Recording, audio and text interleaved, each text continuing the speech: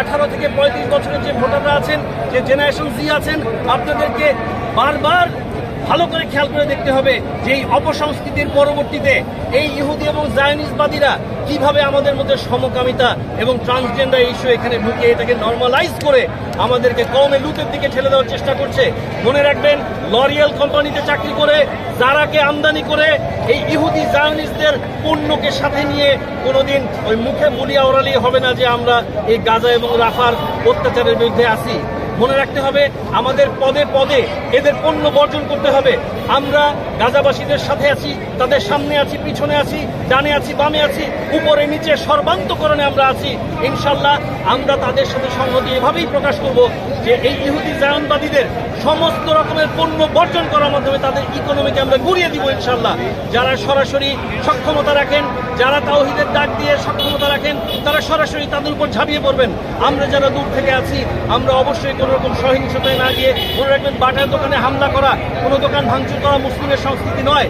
আমাদের একমাত্র আমাদের উপায় হতে পারে এই মুহূর্তে তাদের পণ্য সর্বান্তকরণে বর্জন করা, যেটা আমাদের আগামী দিনের রাষ্ট্রনায়ক দেশনায়ক জনাব তারেক রহমান তার দলকে সর্বান্তকরণে নির্দেশ দিয়ে বহুবার এই কাজ করেছেন এবং সেদিনও প্রতীকীভাবে আমাদের ঢাকা মহানগরের যে নেতৃবৃন্দ তারা এর সূচনা ঘটিয়েছেন ইহুদি পণ্য বর্জন করার মাধ্যমে।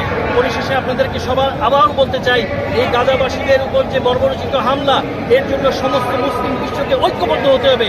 শুধু ঐক্যবদ্ধ হলেই না, মনে রাখতে হবে এটা যেহেতু কোনো রাজনৈতিক সমাধান সম্ভব নয়, এটা যেহেতু কোনো আকিদার সমাধান সম্ভব নয়, এটা যেহেতু কোনো রিজিওনাল সমাধান সম্ভব নয়, এটার একমাত্র সমাধান সম্ভব হলো মুসলিম বিশ্বকে ঐক্য হওয়া। যেদিন মুসলিম বিশ্ব ঐক্য হয়ে বলবে যে আগে এই ইহুদি খেদা, তারপর দেখবো কার কি আকিদা, তারপর দেখবো কার কি রাজনৈতিক চাহিদা, তারপর দেখবো কার কি রিজিওনাল চাহিদা। যখন মুসলিম বিশ্ব এই ইহুদি খেদা হয়ে এই মুসলিম হিসেবে ঐক্যবদ্ধ হবে, যখন আকিদার মারামারি করবে তখন বলবে আমার এই আকিদা, তার এই আকিদা। যখন রাজনৈতিক কথা বলবে তখন বলবে আমার এই রাজনৈতিক সুবিধা, তার এই রাজনৈতিক অসুবিধা। যখন রিজিওনাল কথা বলবে তখন বলবে আমার এই রিজিওনাল সুবিধা, তার ওই রিজিওনাল অসুবিধা। এই জন্য বলতে হবে আমি মুসলিম, আমার উপর হামলা করা হচ্ছে তার কারণ আমার পরিচয় মুসলিম, আমার উপর অত্যাচার করা হচ্ছে কারণ তার পরিচয় মুসলিম। আমার এই মুসলিম পরিচয়ের কারণে যেই অত্যাচার এবং নির্যাতন এই দীর্ঘদিন ব্যাপী, কারণ এই গাজা, এই ফিলিস্তিন, এই মসজিদুল আকসার আশেপাশের ঘটনা কোরআন দ্বারা স্বীকৃত যেটা বরকতময় এলাকা, এই বরকতময় এলাকাকে বারবার মুসলিমদেরকে আঘাত করার জন্য, খোঁচা দেওয়ার জন্য, এই পদদলিত করে রাখার জন্য এই হামলা করা হচ্ছে।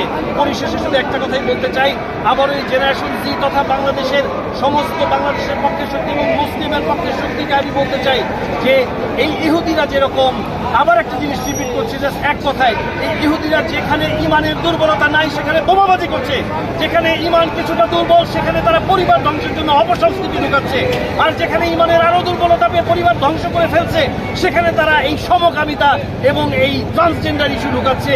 খুবই সাবধান হয়ে যেতে হবে।